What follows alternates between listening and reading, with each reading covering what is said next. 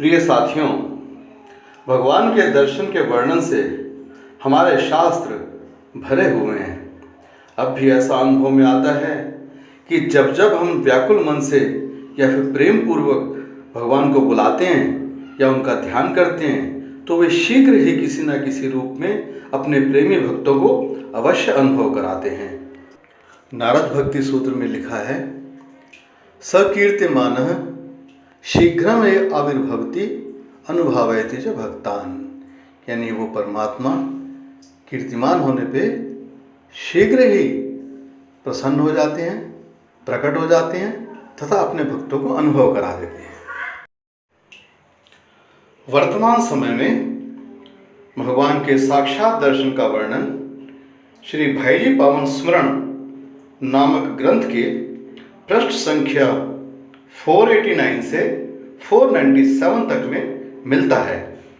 हनुमान प्रसाद पोद्दार जी, जिन्हें लोग प्रेम से भाई जी कहा करते थे, कल्याण एवं गीता प्रेस गोरखपुर के यशस्वी मैनेजर और एडिटर थे। दिनांक 8 अक्टूबर 1927 को भगवान ने उन्हें चतुर्भुज नारायण स्वरूप से जसीडीह बिहार में दर्शन दिए। उन्हें यह दर्शन 10-12 लोगों की उपस्थिति में खुली आंखों द्वारा हुए। उनकी स्थिति इन दर्शन के समय अत्यंत आनंदमयी, गदगदमयी एवं वर्णन अतीत थी। उनके इन दर्शनों का वर्णन बाद में उनके निकटतम रहने वाले संतों ने किया। एक समय जयदयाल गोविंद जी महाराज, जो इनके गुरु स्वरूप थे, वो पोद्दार जी महाराज एवं 10-12 अन्य व्यक्ति जसीडीह में एक थोड़ी पहाड़ी के ऊपर चले गए और वहाँ पे उन्होंने भगवान नारायण का ध्यान किया। उस समय जयदयाल जी महाराज ने भगवान के नारायण स्वरूप की बड़े मार्मिक श्लोकों में स्तुति की। वो बोले, शांताकारं भुजगशयनं पद्मनाभं सुरेशं विश्वाधारं गगनसदृशं मेघवर्णं शुभांगं लक्ष्मीकान्तं कमलनयनं योगिभिर्ध्यानगम्यं वन्दे विष्णुं भवभयहरणं सर्वलोकैकनाथं। यानी मैं शांत स्वरूप शेष शय्या पे शयन करने वाले कमल नाभ, देवताओं के ईश्वर, संपूर्ण विश्व के आधार, आकाश एवं मेघ के समान सुंदर और शुभ वर्ण एवं अंगों वाले, लक्ष्मी के प्रिय, कमल नयनों वाले और योगियों के द्वारा ध्यान में प्राप्त होने वाले परम परमेश्वर, समस्त संसार का भय का हरण करने वाले नारायण की मैं वंदना करता हूँ। इस प्रकार वंदना श्लोकों द्वारा करने पर नारायण धीरे धीरे पोद्दार जी महाराज के सामने प्रकट हो गए। पोद्दार जी महाराज हर्ष से एकदम प्रसन्न हो गए और उन्होंने आगे बढ़कर भगवान के चरणों को स्पर्श करने की कोशिश की, परंतु उनके चरण कमल थोड़ा पीछे हो गए। उसके बाद फिर उन्होंने विनय किया और थोड़ी देर बाद भगवान ने उनको अपने चरण कमल का स्पर्श दान दिया। स्पर्श दान करते ही पोद्दार जी महाराज बेसुध होकर गिर पड़े। इसको फिर पोद्दार जी महाराज को जयदयाल गोविंद जी एवं अन्य साथी लोग अपने स्थान पर वापस ले गए। फिर कुछ समय पश्चात नारायण की दोबारा इन पर कृपा हुई, जिसको पोद्दार जी महाराज ने अपनी डायरी में लिखा। उन्होंने लिखा कि ध्यान की बात हो रही थी। यह बात दिनांक 2 अक्टूबर 1927 ईस्वी की है। पोद्दार जी महाराज लिखते हैं, प्रातःकाल करीब 7:30 बजे कई लोग उपस्थित थे।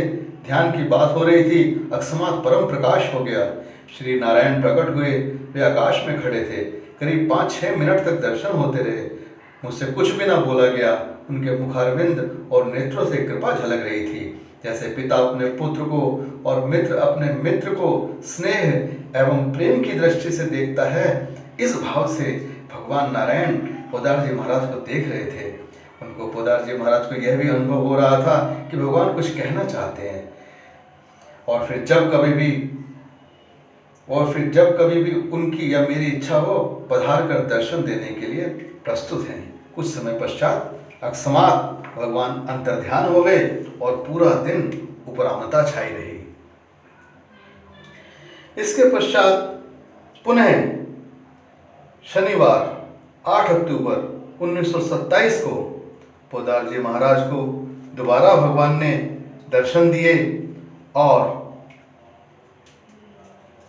उसका वर्णन पोदार जी महाराज ने इस प्रकार किया। दिन के करीब 12 बजे उपरांता ने जोर पकड़ा। मैं बाहर बैठा हुआ था। घर में चूना पोतने वाले मजदूरों का काम देखने की चेष्टा कर रहा था। अचानक किसी के द्वारा खींचा सा जाकर मैं कोठरी के अंदर चला गया और मैंने किवाड़ अंदर से बंद कर लिए। उत्तर की खिड़की के पास कुर्सी पर बैठ गया और मन की भावना के अनुसार किसी के बैठने के लिए सामने एक कुर्सी और रख ली। अकस्मात प्रकाश हो गया। महान शांति सी प्रतीत होने लगी। मेरी उस समय की अवस्था का मैं वर्णन नहीं कर सकता। तत्काल ही भगवान का आविर्भाव हो गया। मेरे सामने की कुर्सी पर एक बार उनका चरण स्पर्श हुआ, फिर आकाश में ही उनकी स्थिति रही। मैं मंत्र मुग्ध सा हो रहा था। मेरे आनंद का पार नहीं था। प्रभु मेरे सामने स्थित हुए, करुणा और प्रेम के साथ महान आनंद की वर्षा कर रहे थे। मैं कुछ भी बोल नहीं सका, न स्तुति कर सका। चरण स्पर्श मैंने उसी समय कर लिए थे। मन ही मन भगवान की इस अयाचित कृपा को देखकर परम आह्लादित हो रहा था। बहुत देर तक यह स्थिति बनी रही। फिर भगवान बोले, मानो आनंद का समुद्र उमड़ा, तेरी कुछ इच्छा बाकी है? बड़े हिम्मत से एक दो वाक्य मेरे मुंह से निकले, कुछ नहीं, केवल आप। इस समय भगवान की मधुर मुस्कान कुछ अनोखी ही थी। भगवान ने हंसकर मानो मेरा समर्थन किया और फिर धीरे धीरे बीच बीच में रुककर कुछ बातें कही। वो बातें इस प्रकार हैं। ये भगवान की बातें भगवदीय आदेश हैं, ये कमांडमेंट्स हैं। पहला आदेश, दर्शनों की बातें गुप्त रखने में अधिक लाभ है। दूसरा, धर्म के नाम पर परस्पर लड़ने वाले मेरा प्रभाव नहीं जानते। तीसरा, मेरे अवतार का समय अभी बहुत दूर है।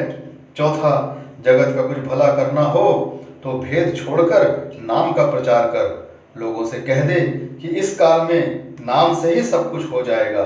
मेरे अवतार में भी मेरा नाम ही हेतु होगा।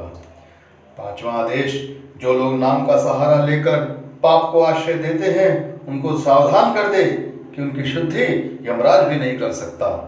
छठा आदेश, पापों के नाश एवं भोगों की प्राप्ति के लिए नाम का प्रयोग करना मूर्खता है। क्षणिक भोगों की परवाह नहीं करनी चाहिए। भोगों के आने जाने में लाभ हानि ही क्या है। सातवां आदेश, नाम तो प्रिय से भी प्रियतम वस्तु है, इसका प्रयोग इसी के लिए करना चाहिए। आठवां आदेश, दंभ बहुत बढ़ गया है। दंभ मेरी प्राप्ति में सबसे बड़ा बाधक है। दंभ अर्थात हम झूठा दिखावा, हम ऐसे हैं नहीं जैसा हम दिखाएं। अभिमान की प्रवृत्ति, झूठे अभिमान की प्रवृत्ति, इसको दंभ बोलते हैं। नौवां आदेश, अन्य धर्म को मानने वालों को किसी भी धर्म का नाम लिए बिना गीता में बताए हुए भक्ति योग एवं निष्काम कर्म योग का भाव मानने के लिए कहो। 10वां आदेश, जिसने मेरे नाम का सहारा ले लिया उनका भला होने में कोई शंका नहीं करनी चाहिए। 11वां आदेश, मेरा कोई खास नाम नहीं है। मेरे भाव से कोई सा नाम भी मनुष्य ले सकता है। इसके बाद भगवान चुप हो गए। बड़े हर्ष के साथ उनकी ओर ताकता रहा मैं। उस समय जगत में उनके सिवा मुझे कुछ भी नहीं दिखता था। इस प्रकार परमेश्वर ने उन पर असीम कृपा की। बोलो भक्त और उनके भगवान की जय।